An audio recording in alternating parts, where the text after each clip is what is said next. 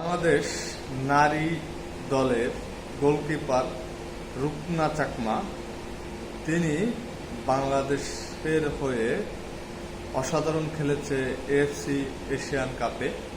আপনারা অবশ্য অনেকে দেখেছেন তিনি অসাধারণ খেলেছে। গোলকিপার হিসাবে তিনি অনেক সেভ করেছেন। যদি তিনি সেভ না করতেন বাংলাদেশ হয়তো আরো অনেক গোল খেত। চীনের সাথে উজবেকিস্তানের সাথে যে গোলগুলো খেয়েছে তার মধ্যে অনেকগুলো গোল কিন্তু তিনি সেভ করেছেন। বাংলাদেশের রাঙামাটিতে বাড়ি মেয়েটির। অসাধারণ ফুটবল গোলকিপার তিনি। বাংলাদেশের হয়ে সাপে 2022 ও 24 সালে সেরা গোলকিপার হয়েছিলেন এবং চ্যাম্পিয়নও হয়েছিলেন বাংলাদেশের হয়ে।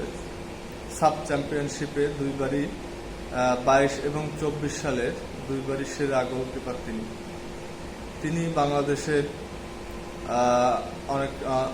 বাংলাদেশের হয়ে অনেক মুখ উজ্জ্বল করবেন, বাংলাদেশকে ফুটিয়ে তুলবেন তার মধ্যে দিয়ে, এই আশা রইল।